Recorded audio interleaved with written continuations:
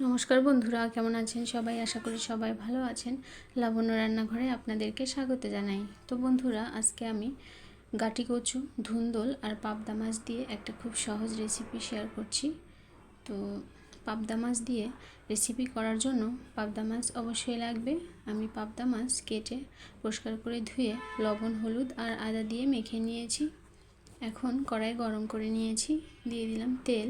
তেলের উপরে একটু লবণ দিয়েছি যেন তেলটা ছিটে না আসে। পাবদা মাছ ভাজতে গেলে তেল ছিটে ছিটে গায়ে আসে, তো খুব সাবধানে পাবদা মাছগুলো আমি ভেজে নিয়েছি। এবারে ওই তেলের উপরেই আমি দিয়ে দিলাম গোটা জিরা। তো এখন কেটে ধুয়ে রাখা গাটি কচুগুলো দিয়ে দেব। গাটি কচু হালকা লাল করে ভেজে নিয়েছি। এখন দিয়ে দেব পরিমাণ মতো লবণ, হলুদের গুঁড়া দিয়ে দিলাম, শুকনা লঙ্কা বাটা দিয়ে দিলাম 1 চামচ পরিমাণ, আর আদা বাটা দিয়েছি 1/2 চা চামচ পরিমাণ। তো উপকরণগুলো খুব ভালোভাবে কিছু সময় কষিয়ে নেব।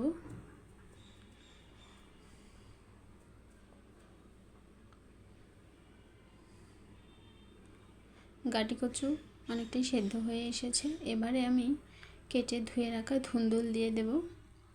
ধুন্দুলগুলো কচি হওয়ার কারণে আমি একটু মোটা মোটা করে কেটেছি, কারণ এটা খুব তাড়াতাড়ি সেদ্ধ হয়ে যাবে। তো কিছু সময় কষিয়ে নেব।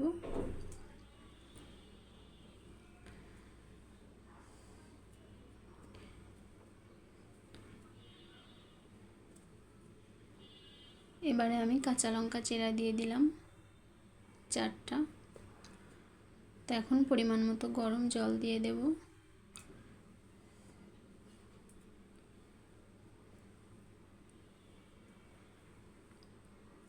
ঝোলটা ফুটে উঠেছে, এবার ঢাকা দিয়ে আমি 2 মিনিট রান্না করে নেব।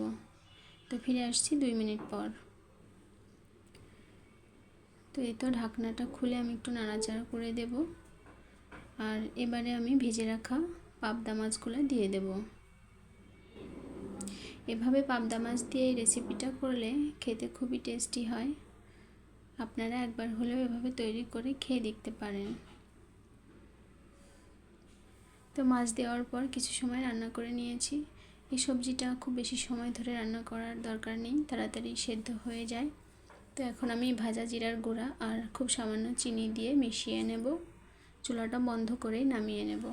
তো বন্ধুরা, আমার রান্না যদি আপনাদের ভালো লাগে, আপনারা আমার চ্যানেলের পাশে থাকতে পারেন।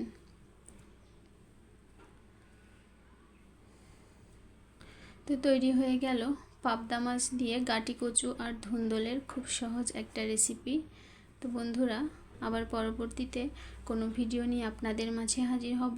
সবাই ভালো থাকবেন, সুস্থ থাকবেন, আর আমার ভিডিও দেখার জন্য অসংখ্য ধন্যবাদ।